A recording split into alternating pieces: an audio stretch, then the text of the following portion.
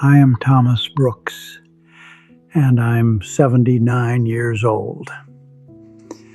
My wife Linda and I were married for 44 years, and there's something I need to say out loud now because I didn't say it enough when it mattered. I wasn't a bad husband, but I wasn't the husband she needed either. For most of our marriage, I told myself I was doing everything right. I worked hard, I paid the bills, I didn't cheat, I came home every night. I figured that counted for something. Truth is, I thought that was the whole job. Linda used to talk to me in small ways, not arguments, not demands, just little openings. She'd say things like, "Want to sit outside for a bit?"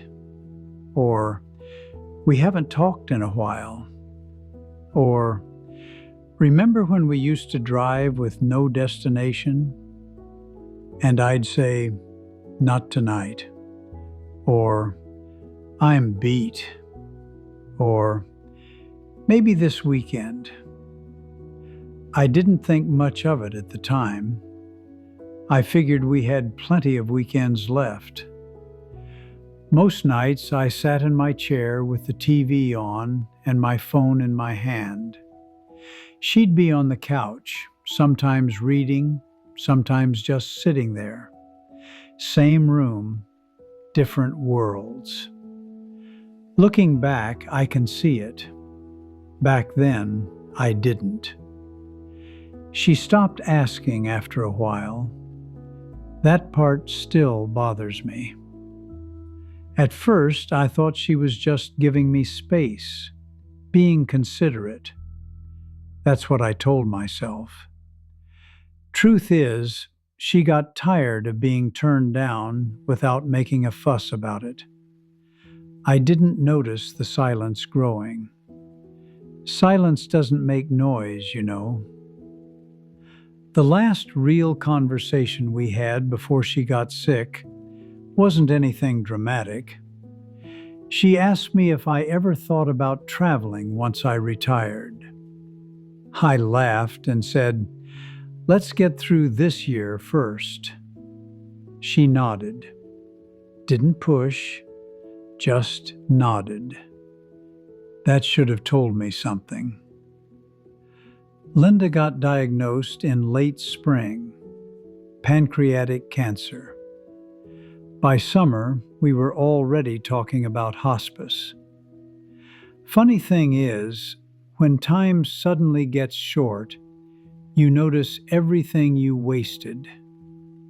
In those final weeks, she talked more than she had in years. Not angry, not blaming, just honest. One night I was sitting next to her bed, holding her hand. She was weak, but her mind was clear. She said, "I always felt like you loved me. I just didn't feel like you chose me." That one hit me hard. I didn't argue, didn't defend myself, because she was right. I loved her, sure, but I stopped choosing her somewhere along the way. I asked her why she never said anything stronger. She smiled, real soft, and said, "I didn't want to beg you to want me." That sentence stays with me. I replay it more than I care to admit.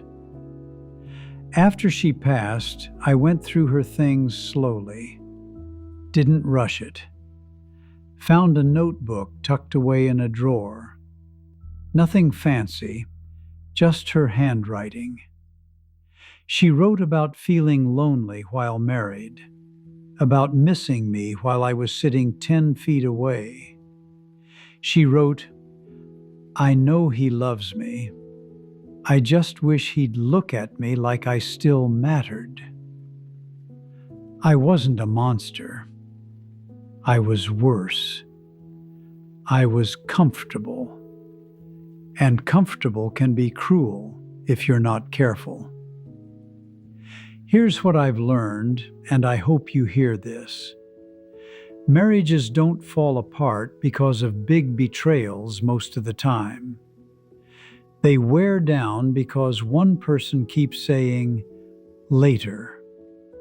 Later for the talk. Later for the walk. Later for the trip. Later for the effort. And one day, later runs out. If you're with someone right now, ask yourself something. When's the last time you sat with them and really listened? Not half listened, not nodded while checking your phone. Really listened. When's the last time you did something just because it mattered to them? Not because it was practical, not because it made sense, just because it made them feel chosen. I can tell you this much. The things I thought were important back then don't keep me company now. The work, the schedules, the reasons I said no. What I remember is her sitting quietly beside me, waiting for me to look up. Don't wait for a diagnosis to wake you up. Don't assume they know how you feel. Show them. Say yes more than you say no. Because one day you'll be sitting in a quiet house thinking about all the times you meant to do better. And you'll realize it wouldn't have taken much at all. Just attention. Just presence. Just choosing them while you still could. If this meant something to you, a like helps it reach others. Subscribe if you'd like to hear more stories like this. And if you know someone who needs it, feel free to share.